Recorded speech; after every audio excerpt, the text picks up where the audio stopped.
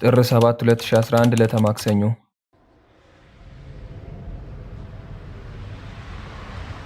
በኬንያ ናይሮቢ የሚገኝ 5 ኮከብ ሆቴል በር ላይ ከፍተኛ ፍንዳታ ተሰማ።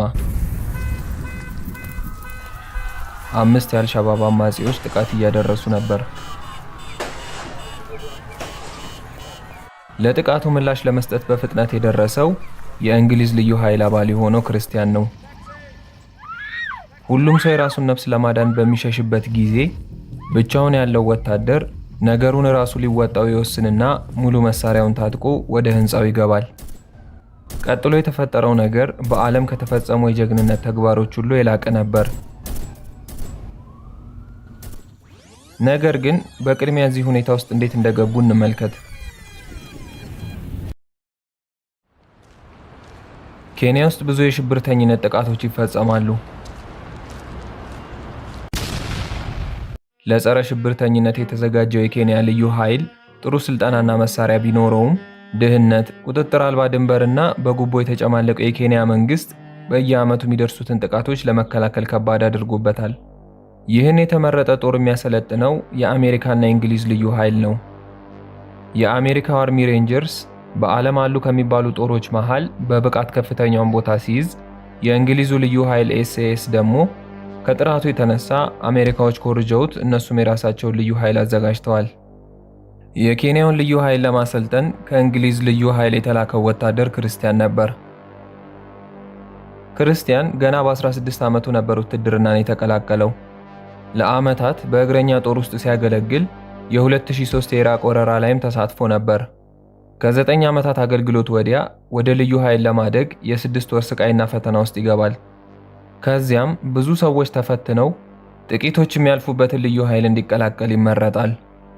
የገባበት ልዩ ኃይል ሚስጥራዊ ከመሆኑ የተነሳ እዛ ከገባ ወዲያ ምን ጦርነት ላይ እንደተሳተፈም አይታወቅም። ካለው ልምድና እውቀት አንጻር የኬንያን ጸረ አሸባሪ ጦር ለማሰልጠን ነበር ወደ ኬንያ የመጣው። አገር ጠባቂው ወታደር ነፍስን ለማዳን ሲያሰለጥን፣ አጥፊዎችም ተቃራኒውን እያቀዱ ነበር። የአልሻባብ አማጺዎች ትልቁ ሆቴል ላይ ጥናት ያደርጋሉ። 3ቱ የኬንያ፣ 2ቱ ደግሞ የሶማሌ ዜጋ ናቸው። በኋላ ማንነታቸው ከተለዩት መሃል አንደኛው አማጺ እዛው ሆቴል ገብቶ የሚጠጣ እያዘዘ ስለ ሆቴሉ ያጣራ ነበር።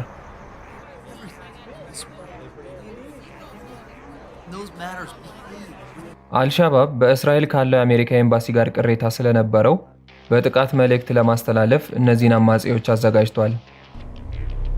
የሳምንታት ጥናታቸውን ሲጨርሱ ጥቃቱን ለማድረስ ይንቀሳቀሳሉ። በመኪና ተጭነው ወደ ሆቴል ይመጣሉ። የመጀመሪያው አማጺ ፈንጂ ታጥቆ ሆቴሉ በር ላይ ሄደ። ራሱን ሊያጠፋ ነበር። ወዲያውኑ ከፍተኛ ፍንዳታ ተሰማ።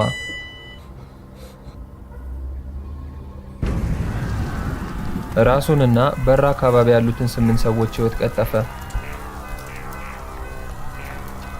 ከዚያ ቀሪዎቹ አማጺዎች ሆቴሉን ማጥቃት ጀመሩ። 2 የሆቴሉ ጠባቂዎች ተኩስ ይመልሱና ከባድ የጥይት ልውውጥ ተጀመረ። አማጺዎቹ 2 ፈንጂዎችን ወርውረው መኪናዎችን ያፈነዳሉ። ከዚያም ለ2 ይከፈሉና ያገኙት ላይ ሁሉ እየተኮሱ ወደ ሆቴል ውስጥ ይገባሉ። ሁሉም ሰው ለነፍሱ መሮጥ ይጀምራል። የሀገሪቱ መከላከያና የግል ደህንነት አካላት ደረሱ። ነገር ግን ስለ አማጺዎቹም ስለ ጥቃቱ ምንም አይነት መረጃ ስላልነበራቸው ወዲያው መግባት አልቻሉም። ይሄ ሁሉ ከመፈጠሩ ከሰዓታት በፊት ክርስቲያን ፀጉሩን ተቆርጦ ወደ ማረፊያው ተመልሶ ገላውን እየታጠበ ነበር። ታጥቦ ሲጨርስ ስልኩ ይጠራል። ጥቃት የሚደርስበት ሆቴል ውስጥ የታገተ የቅርብ ጓደኛው ነበር።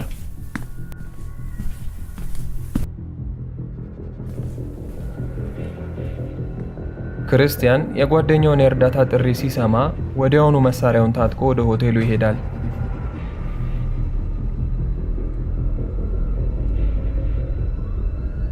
በጊዜው ክርስቲያን እንዲሄድም እንዲቀርም ትዕዛዝ አልተሰጠውም። በራሱ ፈቃድ ነበር የወሰነው። ስንት ጠላት እንደነበረ፣ ምን እንደታጠቁ ቦታውንም ጭምር ከዚያ በፊት አያውቀውም።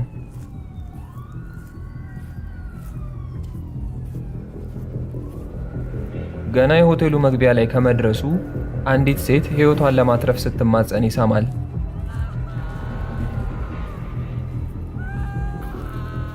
ከተከታታይ ተኩስ ወዲያ ግን ለቅሶዋ አበቃ።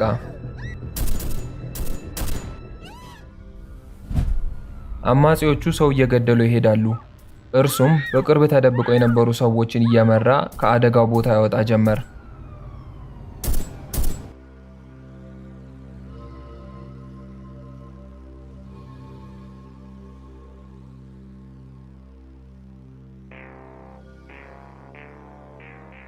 ታጋቾቹን እየሰበሰበ ካስወጣ ወዲያ ተመልሶ ወደ ሆቴሉ ይገባል።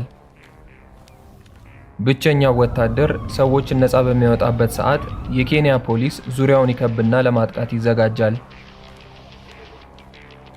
ግቢውን እያጸዳ ሲቀጥል አማጺዎቹ የት እንዳሉ ይደርስበታል። እንዳያመልጡት አጋዥም ኃይል ሳይፈልግ ብቻውን ከአማጺዎቹ ጋር ተኩስ ይገጥማል። ሁለቱን አማጺዎች መጥቶ ይጥላቸውና ተጨማሪ ሰዎችን ከአደጋ ክልል ያወጣል።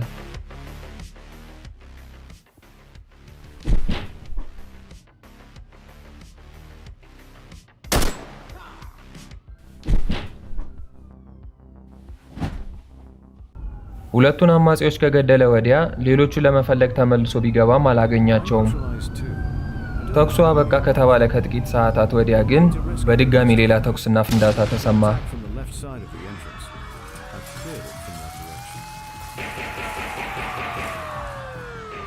የኬንያ ፖሊስ ቀሪዎቹ አማጺዎች የት እንደነበሩ ስላወቀ ከተወሰነ የተኩስ ልውውጥ በኋላ በቁጥጥር ስር አዋላቸው።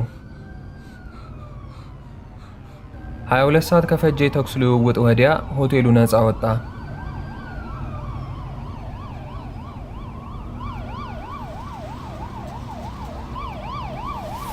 ኃላፊነቱን አልሸባብ ሲወስድ በጥቃቱ ላይ አልቃይዳ እንዳገዛቸው ተናገሩ። ክርስቲያን ሀገሩ እንደተመለሰ የክብር ሜዳሊያ ተሸለመ። ከጥቂት ዓመታት ወዲያም ስራውን አቆመ።